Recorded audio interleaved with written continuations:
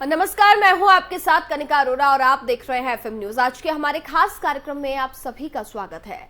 अपनी खराब स्वास्थ्य व्यवस्थाओं के लिए उत्तराखंड अक्सर सुर्खियों में रहता है। उत्तराखंड में एक बार फिर एक ऐसा ही मामला सामने आया जिसने उत्तराखंड की बीमार स्वास्थ्य व्यवस्था की पोल खोल करके रख दी है। अब इस राज्य की खस्ता स्वास्थ्य व्यवस्था ने एक 12 दिन के बच्चे की जिंदगी छीन ली। मामला उत्तराखंड के सबसे बड़े अस्पताल ऋषिकेश के एम्स अस्पताल का सामने आया। अत्याधुनिक सुविधाओं से लैस एम्स जैसे अस्पताल में इस नवजात को एक छोटा सा बेड तक नहीं मिल पाया और इसका इस दुनिया में सफर सिर्फ 12 दिन में ही खत्म हो गया।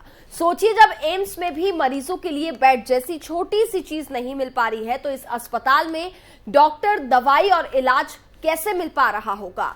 मासूम का परिवार नन्ही जान को बचाने के लिए एक अस्पताल से दूसरे अस्पताल तक भटकता रहा, लेकिन उन्हें वो बेड की जो सुविधा थी वो नहीं मिल पाई जिस पर लेटकर के उसको इलाज दिया जाना था, उसकी जिंदगी को बचाया जा सकता था। लेकिन अफसोस, सारी कोशिशों के बाद भी 12 दिन के बच्चे को बेड नसीब नहीं हुआ। हालत ज्यादातर सरकारी अस्पताल के कुछ इसी तरह के हैं, लेकिन जब एम्स में भी मरीज को बेड नहीं मिलेगा तो आप समझ सकते हैं कि क्या कुछ व्यवस्थाएं वहां पर होंगी। सरकारी अस्पतालों की सेहत कितनी खराब है ये इस बात से अंदाजा लगाया जा सकता है। हालांकि एम्स प्रशासन बेड फुल होने का हवाला देकर लापरवाह सिस्टम की लापरवाही का पर्दाफाश हुआ है। इसमें साफ तौर पर देखा जा सकता है जहां एक मासूम बच्चे को बेड नहीं मिल पाया और 12 दिन के अंदर उसने अपनी जिंदगी गंवा दी।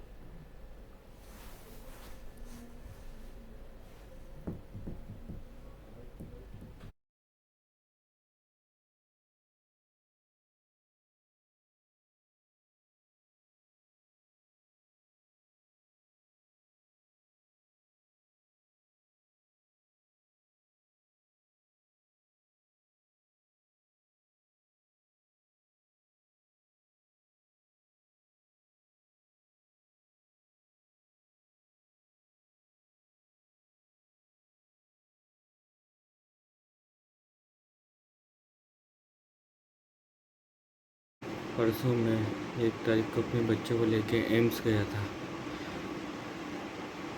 यहाँ से डॉक्टर ने उसे रेफ़र कर दिया था एम्स के लिए और वहाँ जाके मैं पहुँचा तो मुझे मेरे बच्चे को बेड नहीं दिया उन्होंने कहा कि बेड खाली नहीं है। हम इमरजेंसी वार्ड में भी बैठे रहे, डॉक्टरों के सामने गिड़गिड़ाए कि हमारे बच्चे को बचा लो।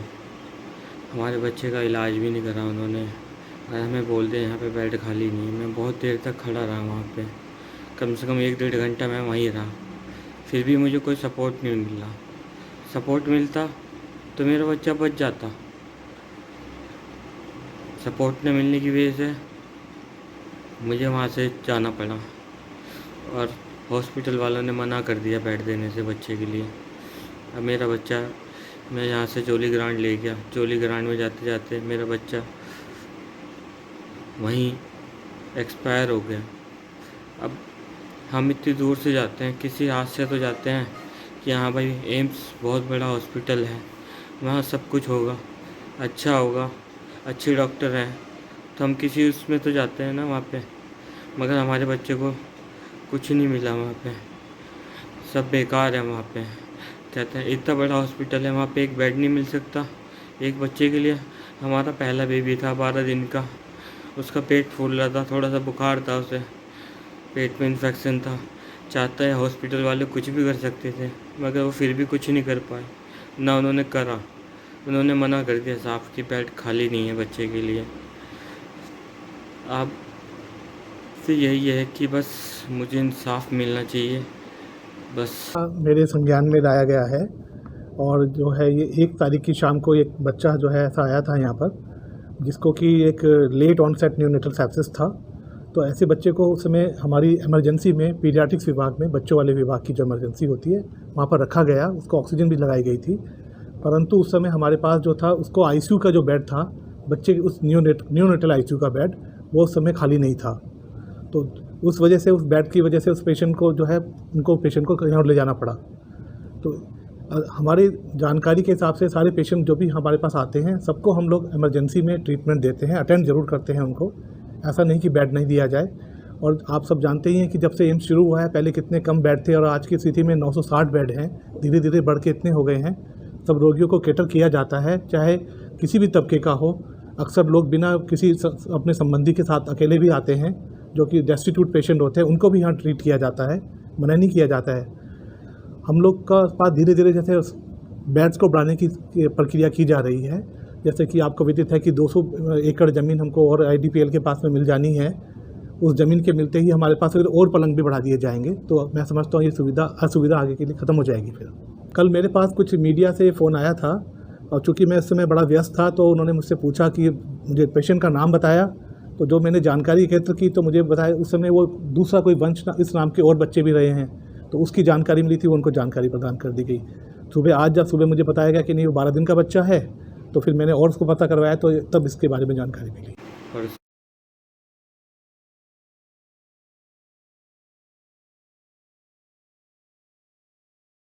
ऋषिकेश के एम्स से मामला सामने आया, जहां आपको बता दें कि एक मासूम बच्चे ने अपनी जान गंवा दी। बच्चे को बेड की सुविधा जो थी वो तक नहीं मिल पाई। एम्स अस्पताल में ये भारी लापरवाही जो है वो साफ तौर पर देखी गई है। ऐसे में बताया ये जा रहा है कि परिजन दर दर भटकते रहे बच्चे को, लेकिन बेड तक नहीं मिल पाया और 12 दिन में बच्चे ने अपनी जान गंवा दी। सोचिए, जब एम्स में भी मरीजों के लिए बेड जैसी एक छोटी सी चीज नहीं मिल पा रही है, तो इस अस्पताल में डॉक्टर्स, दवाई और इलाज कैसे मिल पा रहा होगा। मासूम का परिवार नन्ही जान को बचाने के लिए एक अस्पताल से दूसरे अस्पताल तक भटकता रहा, लेकिन बावजूद उसके एक बच्चे को बेड तक नहीं मिल पाया है। उसको इलाज के साथ जिंदगी मिल सकती थी, लेकिन अफसोस सारी कोशिशें नाकाम रह गई और करीब 12 दिन बाद बच्चे ने दम तोड़ दिया। ज्यादातर सरकारी अस्पतालों के कुछ इसी तरह के हालात हैं, लेकिन जब एम्स में भी मरीज को बेड ना मिलने से अगर बच्चे की मौत हो जाती है, तो तमाम सवाल जो है वो खड़े होते हैं।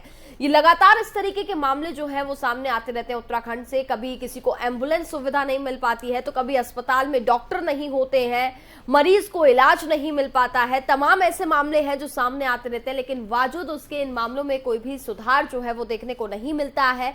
जहां एक और सरकार तमाम दावे करती है कि स्वास्थ्य व्यवस्थाओं में सुधार किया जा रहा है, स्वास्थ्य व्यवस्थाओं को बेहतर करने की कोशिश की जा रही है, लगातार तमाम बैठकें होती हैं, जिम्मेदार लोगों को निर्देश दिए जाते हैं, लेकिन बावजूद इसके इस तरीके के हालात जो हैं वो तमाम सवाल खड़े करते हुए नजर आते हैं। और इस बीच एक मासूम बच्चे ने अपनी जान गंवा दी। हालांकि परिजनों का रो रो करके बुरा हाल है। इसके साथ ही वो अस्पताल प्रशासन पर कई गंभीर आरोप लगाते हुए भी नजर आ रहे हैं, जहां बच्चे को मात्र एक छोटी सी चीज बेड नहीं मिल पाया, जिसकी वजह से ना तो बच्चे को इलाज मिल पाया और बच्चे को इलाज ना मिलने की वजह से बच्चे ने अपनी जान गंवा दी।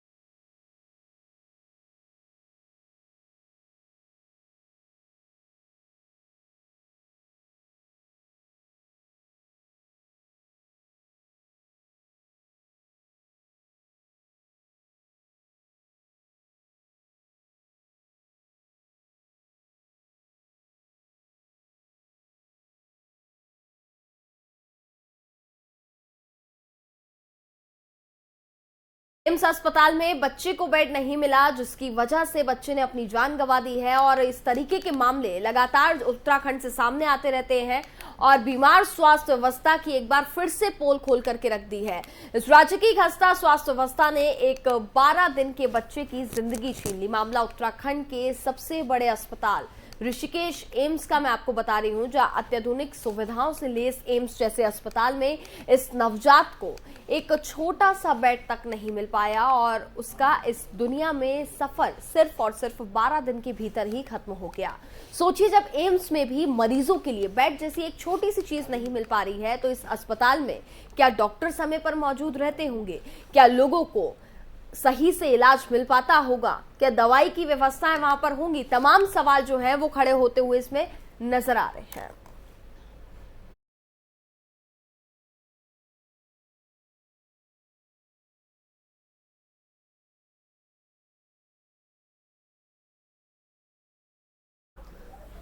और इस मसले पर हमारे साथ ज्यादा बातचीत करने के लिए हमारे संवाददाता अजय पांडे इस वक्त लाइव जुड़ गए हैं। उनसे बातचीत करेंगे और जानेंगे। अजय, अगर हम बात करें तो ये पहला मामला नहीं है जो उत्तराखंड से स्वास्थ्य व्यवस्थाओं की पोल खोलते हुए सामने आया है। लगातार इस तरीके के मामले सामने आते रहते हैं और एक बार फिर से स्वास्थ्य व्यवस्थाओं की पोल खुल गई है, जिसमें एक मासूम बच्चे 12 दिन के बच्चे की जान भी छीन ली गई। या बिल्कुल, देखिए, ये पहला मामला नहीं है और इस तरह के तमाम मामले देखने को मिलते रहे हैं, क्योंकि उत्तराखंड भौगोलिक दृष्टि से अलग राज्य है और इस राज्य में स्वास्थ्य सेवाओं को लेकर के काफी गंभीरता बरतने की जरूरत है। हालांकि सरकार की ओर से तमाम प्रयास किए जा रहे हैं, बहुत सारी कवायद की जा रही है और उत्तराखंड में जो इस समय पूर्णकालिक स्वास्थ्य मंत्री हैं धन सिंह रावत, वो लगातार बैठकें करते हैं अधिकारियों के साथ। अलग अलग जगहों पर बैठकों के बाद ये तय किया जाता है कि जो बेहतर स्वास्थ्य सुविधाएं हैं वो हर जगह मुहैया कराई जाए। ऋषिकेश में एम्स बनाया गया है और एम्स का ही सैटेलाइट सेंटर कुमाऊं में भी एक बनाया जा रहा है और ये मुख्यमंत्री ने दावा किया है। मुख्यमंत्री ने कहा है कि जब वो सैटेलाइट सेंटर एम्स का जो कुमाऊं में बन जाएगा तो वहाँ के लोगों को भी बेहतर स्वास्थ्य सुविधाएं मुहैया कराई जाएगी। लेकिन तमाम ऐसे मामले देखने को मिलते रहे हैं कि प्रसूता सड़क पर ही बच्चे को जन्म दे देती है। आपातकालीन सेवा 108 के जरिए जब उनको अस्पताल ले जाया जाता है तो बीच में ही बच्चे का जन्म हो जाता है। कई जगहों पर जैसे कि अभी ये मामला है कि बेड नहीं मिलता है अस्पतालों में और वहाँ पर जो जिसको हम बचा सकते हैं, जिनका हम जीवन रक्षा कर सकते हैं, और उनकी जिंदगी हम नहीं बचा पाते। क्यों? क्योंकि लापरवाही यहाँ पर उजागर होती है। और जहाँ तक डॉक्टरों की बात करें या स्वास्थ्य विभाग के तमाम अधिकारियों की बात करें, वो बार बार अपनी लापरवाही, अपनी कमियों पर पर्दा ढकते रहते हैं। जब बैठकें होती हैं अधिकारियों की और स्वास्थ्य मंत्री की, तो वहाँ पर ये बताया जाता है कि अपने स्तर से कोई कमियां नहीं रही, हमने प्रयास किए, लेकिन चूंकि उनके पास जो मरीज आया वो वक्त पर मरीज नहीं आ पाया और इस वजह से उसकी जान चली गई। लेकिन जिस तरह के भौगोलिक स्थिति का राज्य है उत्तराखंड, खासतौर पर पहाड़ी क्षेत्रों में काफी दुर्गम स्थितियां देखने को मिलती हैं, काफी विपरीत स्थितियां देखने को मिलती हैं। छोटी छोटी अगर बीमारियां होती हैं तो उनका समय पर इलाज नहीं मिल पाता है और जब वो बीमारियां बृहद रूप ले लेती हैं, बड़ा रूप ले लेती हैं, तो उनको फिर अन्य जगहों पर रेफर किया जाता है। खासतौर पर जो पहाड़ के दूरस्थ क्षेत्रों के जो चिकित्सालय हैं, जो सेंटर है, वहाँ से वो सिर्फ रेफर का बन गए हैं। वो रेफर करते हैं, दूसरी जगहों पर भेजते हैं, चाहे एम्स ऋषिकेश के लिए भेजा जाए, चाहे देहरादून के लिए भेजा जाए, चाहे बाकी अन्य शहरों के लिए जहाँ पर और स्वास्थ्य सुविधाएं वहाँ पर भेजा जाए। लेकिन सबसे दिक्कत वाली बात यही है कि जहाँ पर आपके पास सुविधाएं मुहैया हैं, एम्स जैसे संस्थान में भी अगर आपको इलाज नहीं मिल पाता है और आपको बेड नहीं मिल पाता है, तो ये काफी गंभीर विषय है। सोचने वाली बात है कि ऐसी घटनाएं उनको कैसे रोका जाए, इनकी पुनरावृत्ति न हो पाए। और जो सरकार की ओर से जो दावा किया जाता है, ये कहा जाता है कि कोई भी मरीज जो है उसको इलाज से वो वंचित नहीं रह पाएगा। सरकार की ओर से बार बार दावे किए। मुख्यमंत्री पुष्कर सिंह धामी भी लगातार बैठकें करते हैं, अधिकारियों को निर्देश देते हैं। कई जगहों पर उन्होंने औचक निरीक्षण भी किया है और ये कहा है कि जो डॉक्टर हैं वो मरीजों को अस्पताल में जो दवाइयां उपलब्ध हैं उन्हीं दवाइयों को लिखें, बाहर से पर्चियां ना लिखें। लेकिन अगर मरीज अस्पताल के बाहर अगर दम तोड़ता है, अगर प्रसूता अस्पताल के बाहर बच्चे को जन्म देती है, उसको बेड नहीं मिल पाता है, ये काफी गंभीर विषय है, सोचने वाला विषय है। और ऐसे विषयों पर तत्काल एक्शन लेना चाहिए और जो लोग जिम्मेदार हैं उनके खिलाफ कड़ी से कड़ी कार्रवाई जरूर की जानी चाहिए। क्योंकि सबसे महत्वपूर्ण बात यह है कि उत्तराखंड के लोगों के स्वास्थ्य को लेकर के गंभीरता बरतना है। उत्तराखंड के लोगों को बेहतर स्वास्थ्य सेवाएं मुहैया कराना है और सरकार का ये अपना कर्तव्य है, सरकार का ये काम है कि लोगों को बेहतर से बेहतर स्वास्थ्य सेवाएं मुहैया कराई जाए।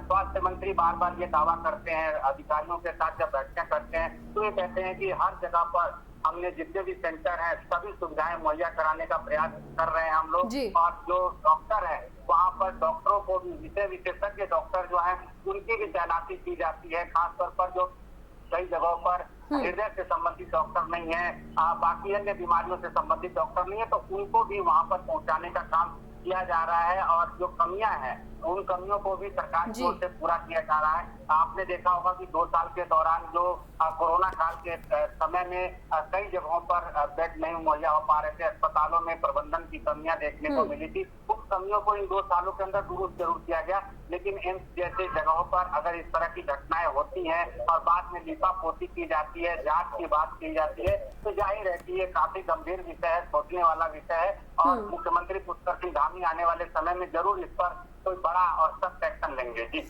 बिल्कुल अजय जी, देखिए सवाल ये खड़े होते हैं कि लगातार इस तरीके के मामले सामने आते हैं और जैसा कि आपने भी जानकारी दी, सरकार खुद तमाम बैठकें करती है। सीएम पुष्कर सिंह धामी लगातार काफी ज्यादा एक्शन मोड में नजर आते हैं। स्वास्थ्य मंत्री की भी अगर हम बात करें, वो भी तमाम बैठकें करते हैं, अधिकारियों को सख्त दिशा निर्देश दिए जाते हैं। लेकिन बावजूद उसके अगर डॉक्टर्स की इस तरीके की लापरवाही, अस्पताल प्रशासन की इस तरीके से लापरवाही ये बार बार उजागर होती है। पहला मामला नहीं है, मैं बार बार इस चीज को दोहराना चाहूंगी क्योंकि हमने यात्रा के दौरान भी देखा क्या कुछ व्यवस्थाएं थी, उनकी पोल खुलती हुई नजर आई। कभी किसी को एम्बुलेंस नहीं मिल पाती है तो कभी महिला बच्चे को सड़क पर जन्म देती है। आखिरकार ये कब तक इस तरीके के मामले सामने आते रहेंगे? बिल्कुल, देखिए इसमें सबसे महत्वपूर्ण बात है कि जो लोग जिम्मेदार हैं उनको अपनी जिम्मेदारी को गंभीरता से समझना होगा और बाकी जो अपने मातहत हैं, जो उनके नीचे के अधिकारी हैं, जो डॉक्टर हैं, उनको भी इस बात को समझना होगा कि जो उनका कर्तव्य है, जो उनका काम है, लोगों की जान बचाना है, लोगों को बेहतर स्वास्थ्य सुविधाएं मुहैया कराना है। सिर्फ कागजों की खाना पूर्ति करने के बाद, कागजी कार्यवाही खाली पूरी करने के बाद काम नहीं चलेगा, धरातल पर भी काम करना होगा। और चाहे केंद्रीय तमाम योजनाएं उत्तराखंड में लागू हैं, चाहे राज्य की तमाम योजनाएं जो लागू हैं, उन योजनाओं के जरिए जनता तक पहुंचना होगा, जनता को बेहतर से बेहतर स्वास्थ्य सुविधाएं मुहैया जरूर कराना होगा। क्योंकि हर साल स्वास्थ्य के नाम पर करोड़ों रुपए खर्च किए जाते हैं और अगर इसका रिजल्ट इस तरह का निकल करके आता है और इस तरह की जो बातें सामने आती है तो जाहिर है कि उत्तराखंड का नाम भी अन्य जगहों पर जब जाएगा, जब ये पता चलेगा कि वहाँ पर मरीज अस्पताल के बाहर दम तोड़ देते हैं, उनको बेड नहीं मिल पाता, उनको सुविधाएं नहीं मिल पाती, तो ऐसे में यहाँ से मरीज जब दूसरे अन्य प्रदेशों में अपने इलाज के लिए जाएंगे तो उत्तराखंड की भी बदनामी होगी। तो ऐसे में मुख्यमंत्री पुष्कर सिंह धामी और स्वास्थ्य मंत्री डॉक्टर धन सिंह रावत दोनों को काफी गंभीरता से विचार करना होगा, चाहे स्वास्थ्य महानिदेशक हो, चाहे बाकी अन्य अधिकारी हो, उन सबको गंभीरता से और कड़े एक्शन लेने होंगे ताकि जो लापरवाह लोग हैं उनके खिलाफ सख्त कार्रवाई की जाए। बिल्कुल अजय, फिलहाल इस पूरे मामले पर अभी जानकारी मिल पाई है? आखिरकार किसकी ओर से लापरवाही है जो बढ़ती गई है? किसी जिम्मेदार अधिकारी की तरफ से इस पर अभी तक संज्ञान लिया गया है? आगे क्या कुछ कार्रवाई होगी?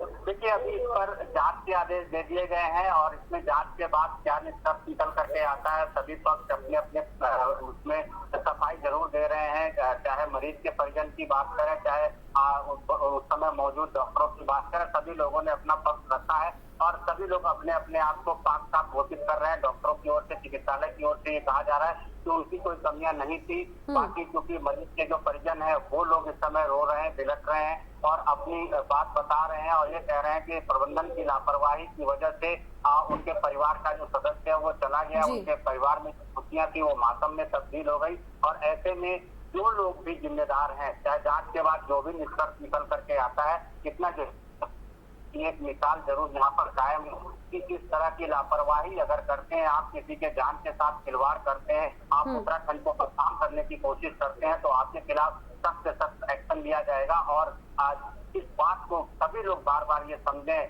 कि नहीं है, जितनी सबको काम करना चाहिए उतनी गंभीरता से सबको काम करना चाहिए।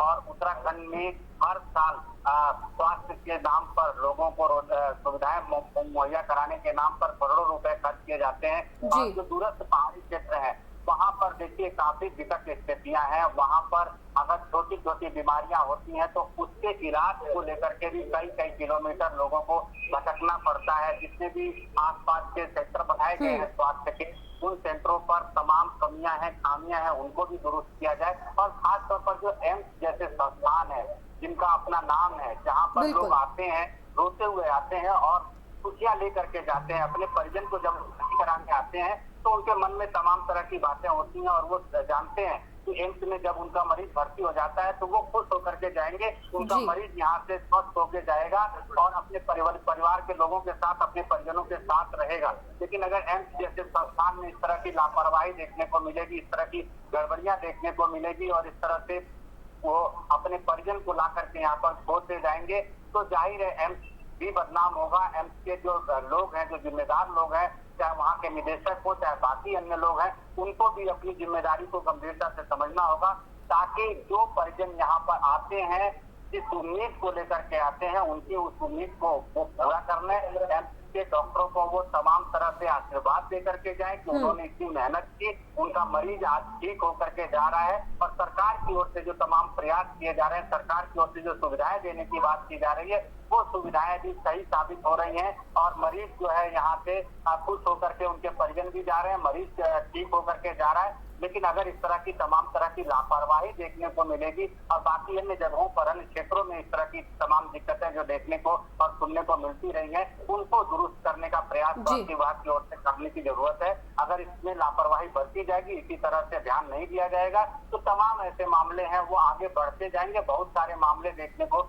मिलेंगे, जिस तरह से पिछले दिनों में हमको मामले देखने को और सुनने को मिलते रहे। तो जाहिर है कि ऐसे में अब मुख्यमंत्री पुष्कर सिंह धामी को और गंभीर होना होगा, स्वास्थ्य मंत्री को और गंभीर होना होगा और स्वास्थ्य विभाग के जो तमाम बड़े जिम्मेदार अधिकारी हैं उनको भी गंभीरता से काम करने की जरूरत है। जी बिल्कुल अजय जी, देखना होगा इस पूरे मामले पर। हालांकि जांच के आदेश तो दे दिए गए हैं, देखना ये होगा इसमें आखिरकार कौन कौन दोषी पाया जाता है और उनके खिलाफ सरकार क्या कुछ सख्त एक्शन लेगी। फिलहाल अजय, बहुत बहुत शुक्रिया आपका हमारे साथ जुड़ने के लिए।